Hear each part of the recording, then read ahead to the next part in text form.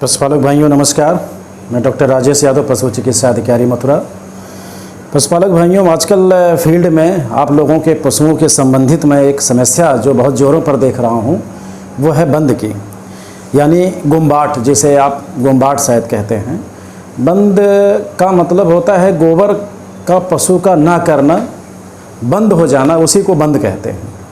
यह समस्या पशुओं में आजकल के सीज़न में क्यों हो रही है, इसका मुख्य कारण जो आजकल आप लोग नई तूड़ी या भूसा कहते हैं जो खेतों से आ रही है डायरेक्ट और आप अपने पशुओं को खिला रहे हैं, वही इस बीमारी की समस्या का कारण है। अब आप इसे समझिए कि ये ऐसे कैसे समस्या बनाती है।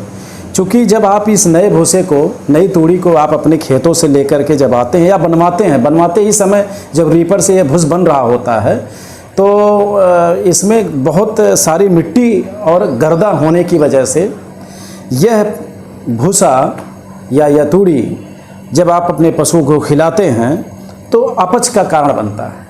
यह अच्छा सुपाच्य ना होने के कारण अपच उत्पन्न करता है पशुओं में, और यही धीरे धीरे करके कब्जियत पशु में बन जाती है और पशु धीरे धीरे चारा पानी अपना छोड़ने लगता है।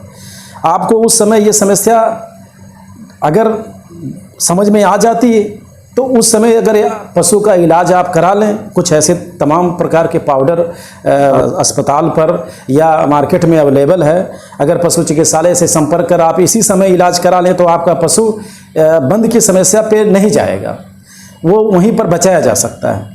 लेकिन अगर आपने इस समस्या को नज़रअंदाज कर लिया और धीरे धीरे ये समस्या बढ़ती गई तो पशु चारा पानी छोड़ता चला जाता है और धीरे धीरे लास्ट में पशु का गोबर जो होता है वो बहुत ही खुशक, बहुत टाइट हो जाता है।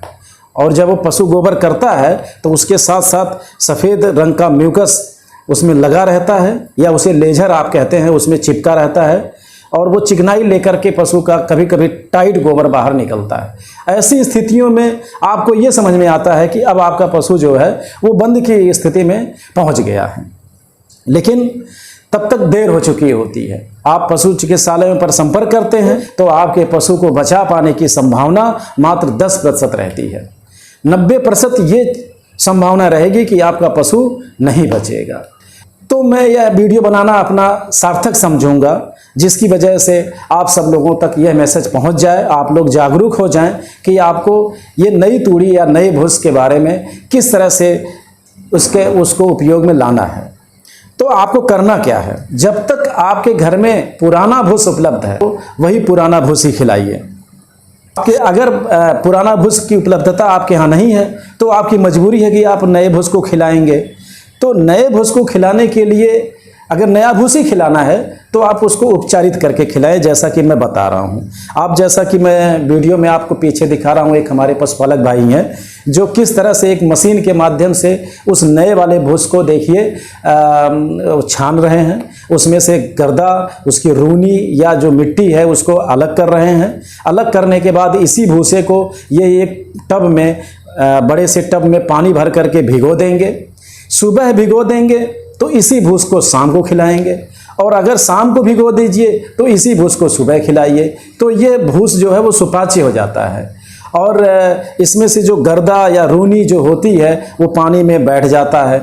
तो ये समस्या फिर आपके पशुओं में बंद वाली नहीं उत्पन्न होने देगा।